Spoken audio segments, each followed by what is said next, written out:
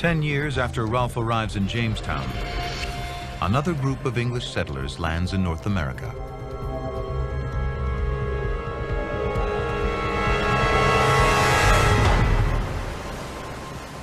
They come ashore on a deserted beach 450 miles up the coast from Jamestown and call the place Plymouth, after the English port they sailed from. These are a different breed of settler, a group of religious dissidents with faith at the center of their lives. They made the dangerous Atlantic crossing seeking religious freedom in the New World.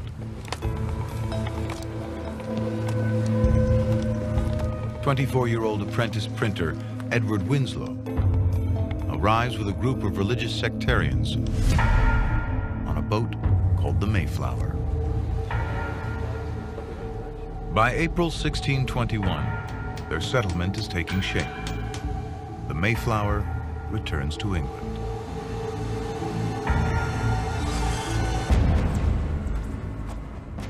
The Pilgrims are on their own in an unknown land. A great hope and inward zeal we had of laying some great foundation for the propagating and advancing the gospel of the kingdom of Christ in those remote parts of the world. There are 19 families, goats, chickens, pigs, and dogs. They have spinning wheels, chairs, books, guns,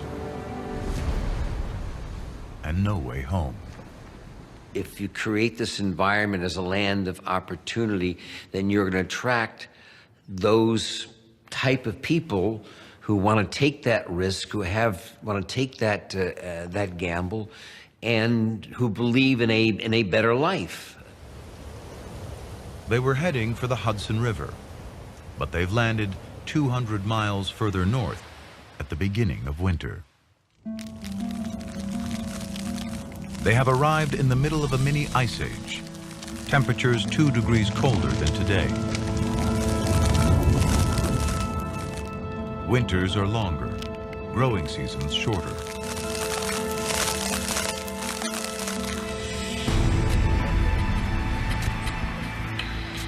The soil is poor, little grows, food supplies run low.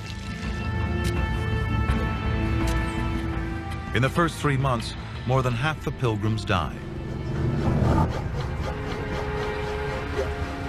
William Bradford is the governor of a community soon in desperate trouble.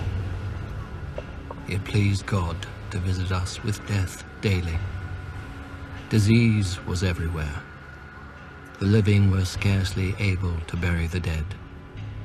They died sometimes 2 or 3 a day. Of 100 and odd persons, scarce 50 remained. At times, only 6 are fit enough to continue building their shelters. Susanna White's husband dies that first winter. Edward Winslow's wife perishes a month after.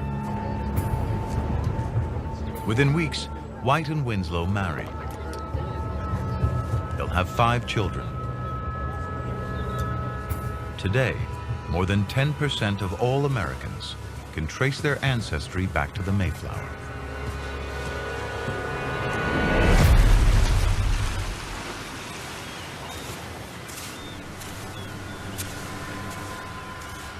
For a time, Plymouth provides the sanctuary they sought.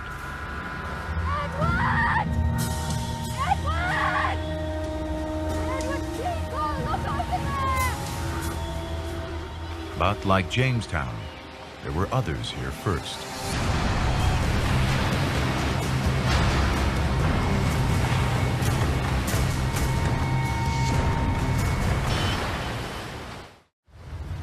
April 1621. The Pilgrims have been in the New World for 5 months. Barely half survived the first winter. But they're not the first Europeans to arrive on this coast. 5 years before, European ships brought light-skinned people and plague. Almost 9 out of 10 of the local people are wiped out.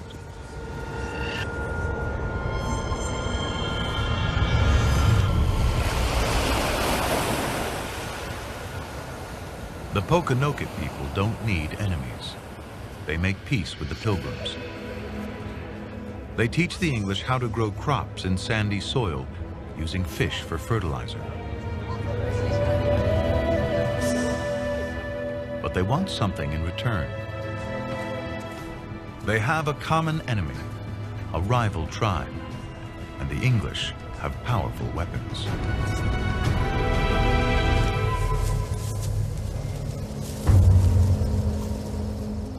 The Pilgrims aren't soldiers, but in the New World, they have to fight to survive.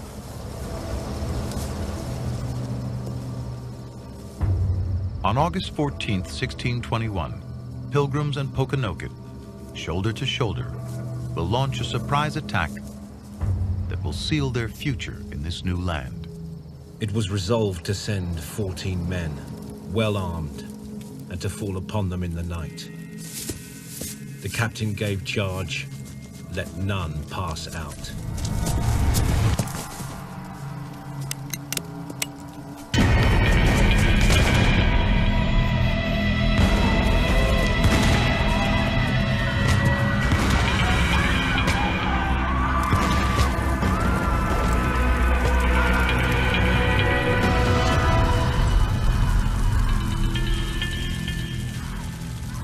The rival tribe doesn't know what hit them.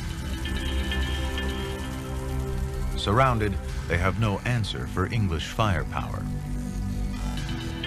Pokanoket and Pilgrims find common ground and a chance to survive.